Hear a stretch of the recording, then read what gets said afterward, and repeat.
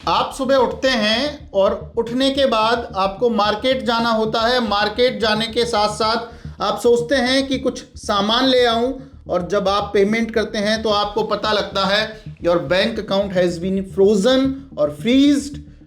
किसी भी तरीके के ट्रांजैक्शन आपके अकाउंट से नहीं होते हैं। आप कंफ्यूज्ड हैं क्योंकि आपने सामान भी परचेज कर लिया है और आपको रीज़न नहीं पता। कोई भी पेमेंट आप नहीं कर पाते हैं। आप घर आते हैं और 10 बजने का वेट करते हैं ताकि आप बैंक चले जाएं और बैंक से ये पूछें कि आखिर मेरे बैंक अकाउंट फ्रीज होने का क्या कारण है, क्योंकि ये मैसेज पॉपअप होता है। और आप 1 दिन 2 दिन 3 दिन निकाल लेते हैं, आपको कोई भी संतुष्टि पूर्वक जवाब बैंक द्वारा नहीं दिया जाता है और ये कह दिया जाता है कि कोई साइबर क्राइम की कुछ कंप्लेन हुई है और आपको पता भी नहीं है कि क्या वो कंप्लेन है, क्यों मैं परेशान हूं, क्या कारण है ये कंप्लेन होने का, क्योंकि मैंने तो किसी भी तरीके का साइबर फ्रॉड नहीं किया। ये बातें अक्सर आप आम लोगों से सुनते होंगे। रेगुलर वे में ये बातें हमें सुनने को मिलती हैं। आज इसी विषय पर ना सिर्फ इंडिया की कि सुप्रीम कोर्ट ने क्या कहा, ना सिर्फ मद्रास हाई कोर्ट ने क्या कहा, Kerala high court, Punjab and Haryana high court, Allahabad high court, Gujarat high court, Rajasthan high court, Kerala high court, in high courts ने क्या कहा, हम ये भी बात करेंगे कि अमेरिका में ये बैंक अकाउंट फ्रीज का सिस्टम कैसे काम करता है, फिलीपींस में कैसे करता है, यूनाइटेड किंगडम यानी लंदन इंग्लैंड में कैसे काम करता है। इन सभी विषयों पर इस वीडियो में हम बात करेंगे। लेकिन इस वीडियो की शुरुआत से पहले हम एक केस पर, जो इंडिया में honourable supreme court of India में एक केस चल रहा है, जनवरी 2026 में एक केस फाइल होता है। एक व्यक्ति केस को फाइल इसलिए कहकर करते हैं कि मेरा बैंक अकाउंट बिना किसी कारण से आपने फ्रीज कर दिया। जब मैं बैंक गया तो रीजन बताने में भी एक अपनी ही महाभारत, अपनी ही एक लड़ाई। जब रीजन नहीं बताया गया और रीजन नहीं बताया गया, मैंने किसी भी तरीके से साइबर सेल से कांटेक्ट किया, मुझे पता लगा कि मेरा बैंक अकाउंट फ्रीज कर दिया है। एडवोकेट विवेक वार्ष्णेय करके सुप्रीम कोर्ट के अधिवक्ता हैं, उन्होंने एक पिटीशन सुप्रीम कोर्ट में डाली और ये कहा कि आपके पास क्या स्टैंडर्ड ऑपरेटिंग प्रोसीजर यानी एसओपी है क्या कि आप किसी भी बैंक अकाउंट को फ्रीज कर दें बिना किसी वजह से, बिना किसी कारण से, और अगर कारण है तो आपने बताया क्यों नहीं। ना कोई प्रायर नोटिस, ना कोई मजिस्ट्रेट कोर्ट का ऑर्डर। क्या पुलिस को यह अधिकार है कि आप बिना किसी प्रायर नोटिस के, बिना किसी मैकेनिज्म के, बिना किसी एसओपी के, बिना किसी कारण से ये जाने कि ये आदमी साइबर फ्रॉडस्टर है या नहीं है, आप बैंक अकाउंट फ्रीज कर देते हैं। तो इसी विषय पर शुरू करते हैं कुछ जजमेंट के साथ। सबसे पहले इस फ्रीजिंग वाले टॉपिक पर बात करने से पहले हमें यह जान लेना चाहिए कि आखिर बैंक अकाउंट है क्या। बैंक अकाउंट की कोर्ट की नज़र में क्या वैल्यू है? क्या बैंक अकाउंट में रखा हुआ पैसा प्रॉपर्टी है या नहीं है? क्योंकि अगर प्रॉपर्टी ही नहीं है तो हमारे बहुत सारे कानूनी प्रावधानों का सहारा हम नहीं ले सकते। तो सबसे पहले बात करते हैं कि बैंक अकाउंट में रखा हुआ पैसा आपकी प्रॉपर्टी है। 1999 में एक केस आता है, state of Maharashtra versus Tapas D.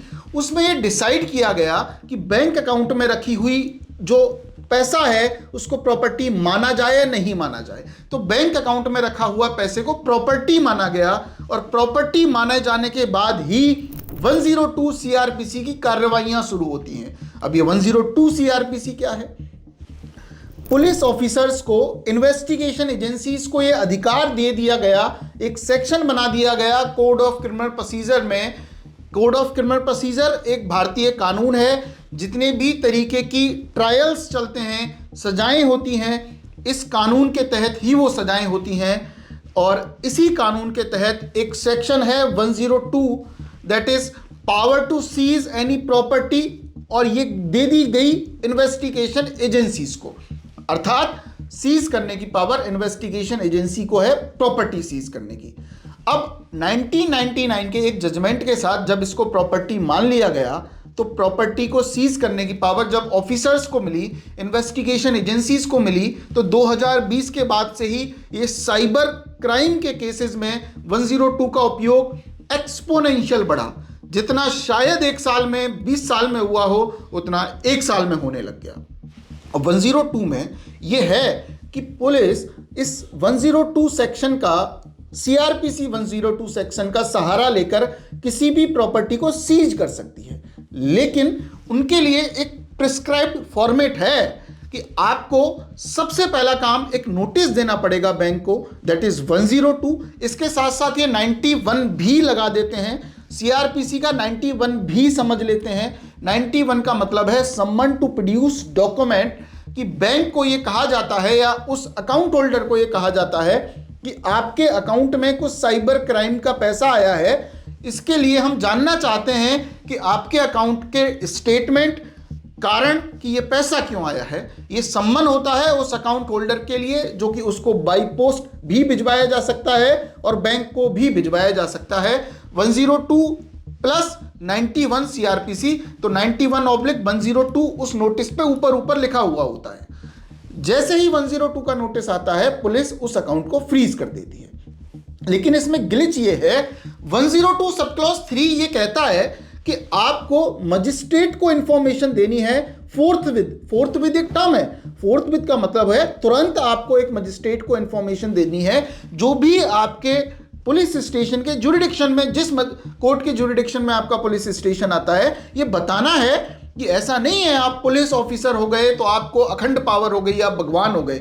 आपको भी कानून का पालन करना होगा। कानून का पालन कैसे? आपने किसी भी तरीके का कोई नोटिस भेजा तो मजिस्ट्रेट को आप इन्फॉर्म करिए।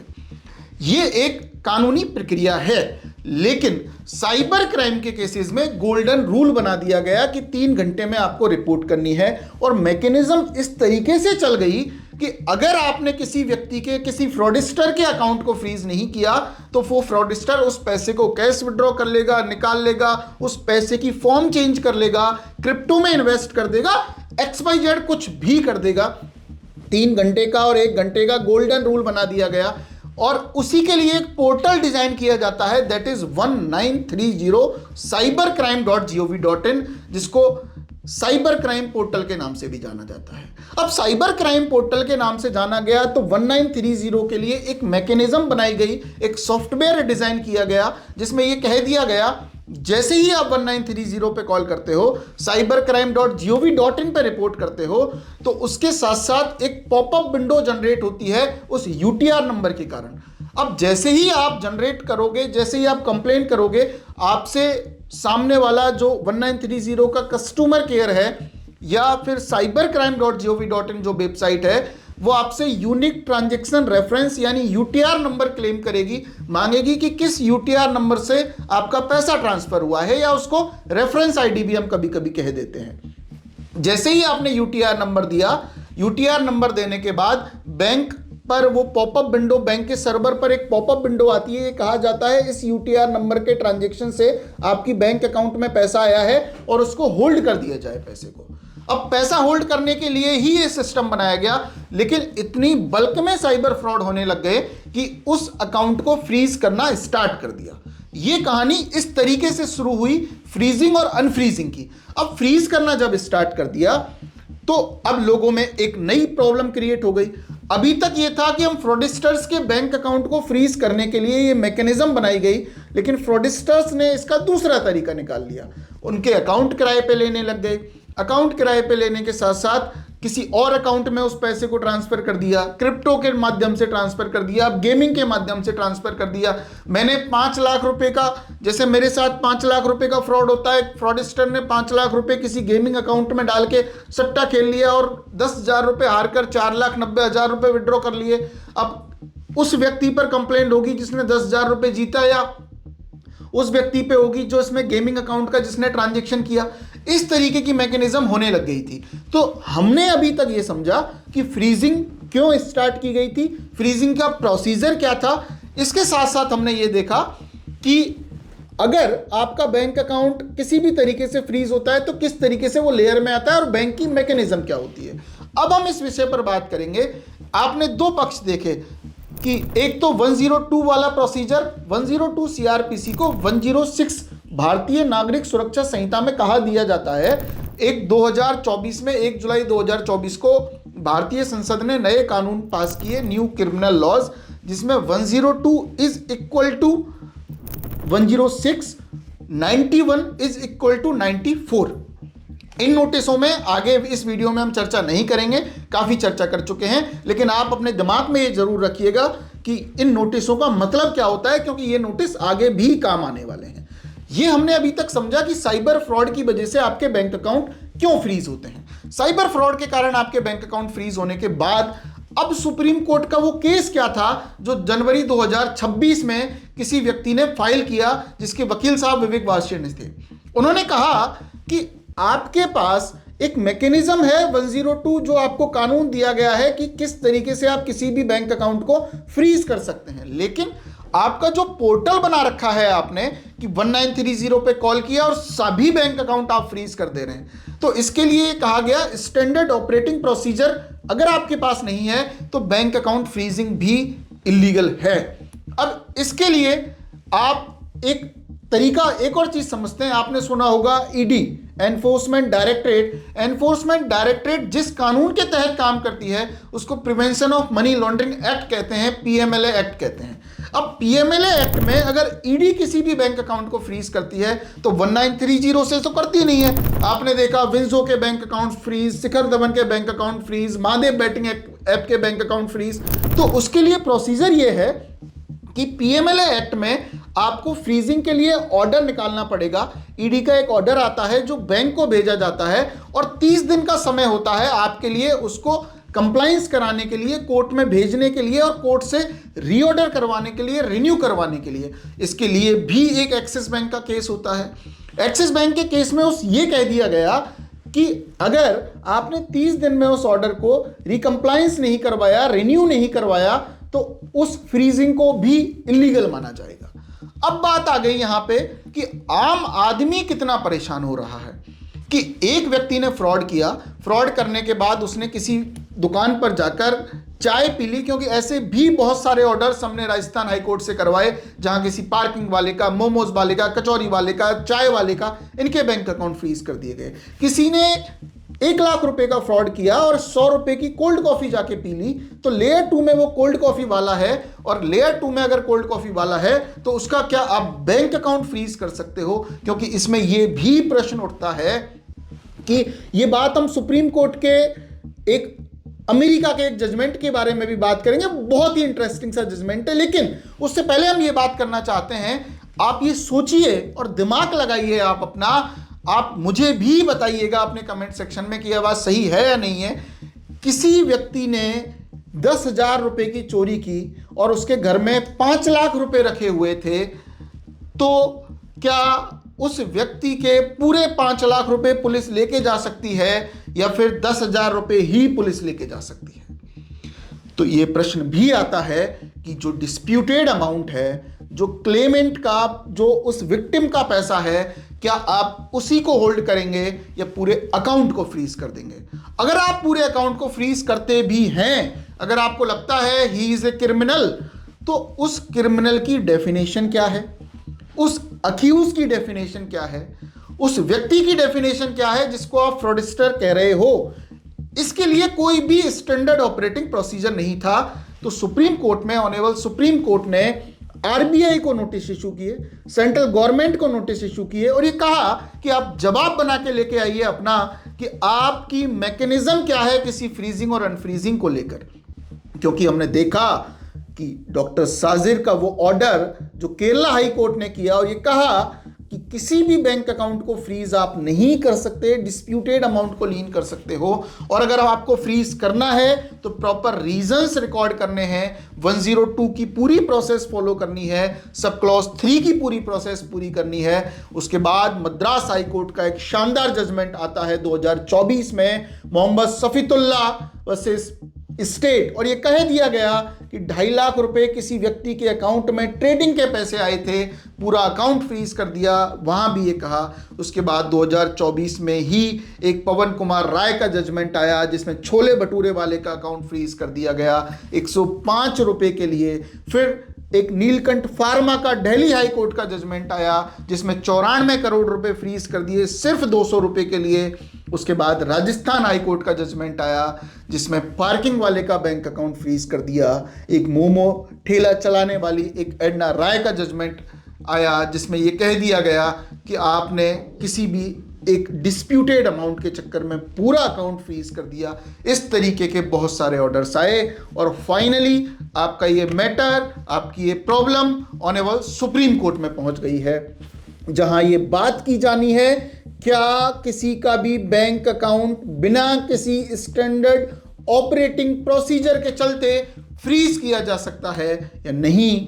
इसके साथ साथ अब उस एसओपी में क्या क्या चीजें डिमांड की गई, क्या क्या चीजें आप सबकी बातें रखी गई। अगर आपके पास और भी आपकी प्रॉब्लम है वो भी आप कमेंट करके बता सकते हो, लेकिन उस एसओपी में क्या कहा गया ये इस आने वाले 2 मिनट में हम चर्चा करते हैं। इसके साथ साथ हम ये भी चर्चा करेंगे कि आखिर अमेरिका की सुप्रीम कोर्ट ने क्या फैसला दिया बैंक अकाउंट फ्रीज के लिए, फिलीपींस की कोर्ट ने क्या फैसला दिया, क्या इंग्लैंड में, लंदन में, यूके में क्या फ्रीजिंग अनफ्रीजिंग साइबर क्राइम इसी तरीके से चलता है, ये भारत से किस तरीके से अलग है। सारी चीजों की चर्चा हम आने वाले 5 मिनट में करने वाले। उस एसओपी में ये मांगा गया कि आपके पास किसी भी तरीके का प्रायर नोटिस आपको नहीं दिया जाता है, ना आप किसी भी तरीके के इन्फॉर्म करते हैं, क्योंकि अगर आपने किसी बैंक अकाउंट को फ्रीज किया है तो आपकी जिम्मेदारी है 24 घंटे में उसको इन्फॉर्मेशन दी जाए कि आपका इस कारण से कोई बैंक अकाउंट फ्रीज हुआ है,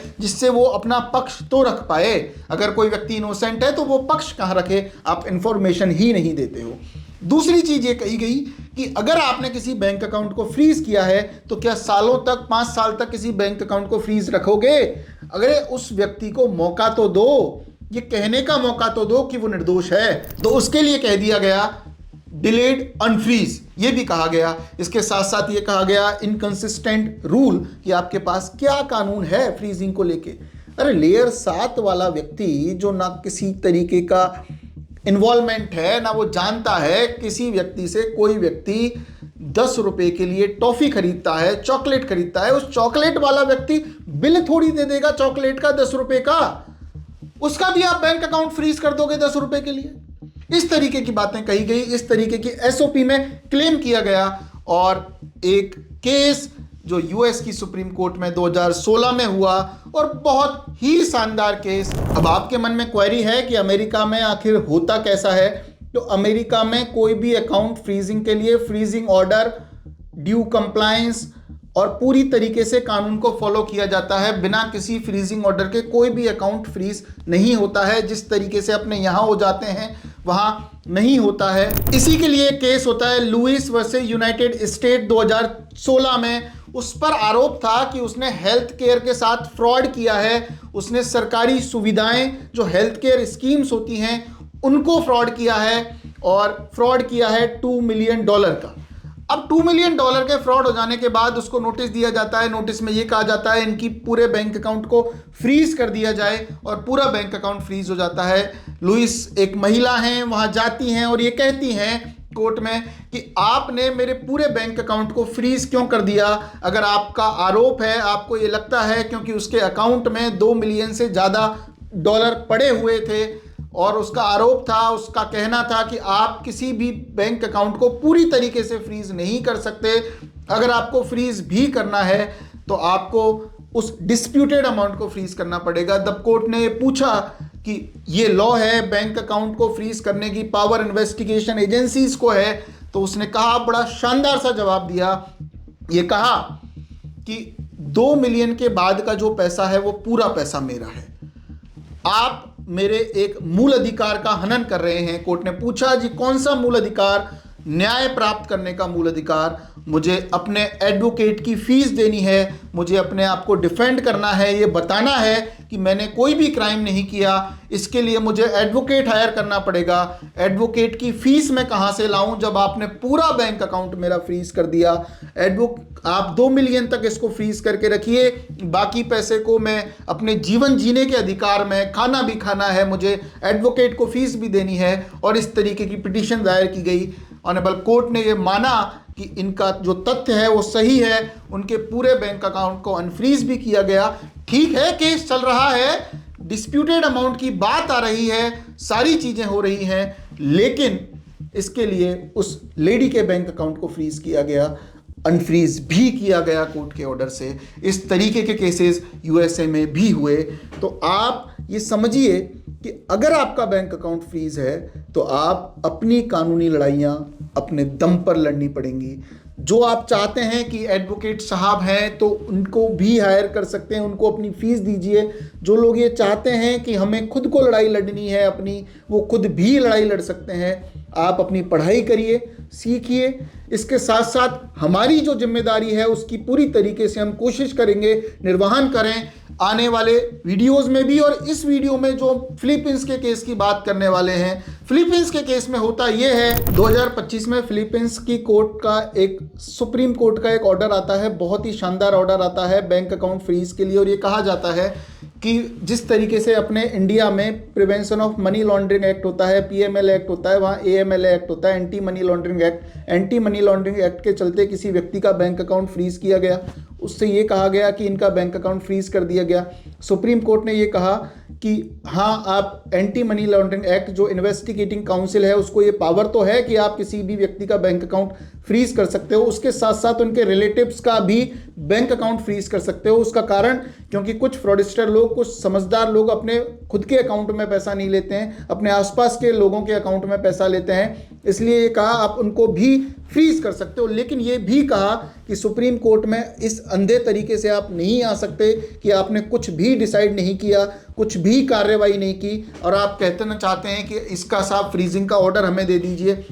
इसके लिए टाइम है आपके पास सिर्फ और सिर्फ 20 दिन। 20 दिन के अंदर उस पिटिशनर को, उस व्यक्ति को, उस विक्टिम को या अक्यूज को ये नोटिस दिया जाएगा कि आपके बैंक अकाउंट को फ्रीज कर दिया गया है। 20 दिन के अंदर आपको जवाब देना है। अगर कोर्ट उसके जवाब से सेटिस्फाई हो जाती है तो उसके अकाउंट को अनफ्रीज भी किया जाएगा। और ये कह दिया गया, ऐसा नहीं है कि आपने 20 दिन में कोई इसकी कार्रवाई नहीं हुई तो मैक्सिमम 6 महीने का टाइम है। हमारे भारत में तो 5-5 साल से बैंक अकाउंट फ्रीज पड़े हुए हैं। अभी राजस्थान हाई कोर्ट में एक पिटीशन लगाई थी जिसमें 2020 में कोई अकाउंट फ्रीज किया था और 2025 में हमने उसको अनफ्रीज कराया है। तो ऐसा नहीं है कि आप किसी भी, क्योंकि इन्वेस्टिगेशन एजेंसीज महान हैं, इन्वेस्टिगेशन एजेंसीज को ये लगता है कि कोई ध्यान नहीं दे रहा है, हम डरा देंगे, धमका देंगे, लेकिन वहाँ ऐसा नहीं है।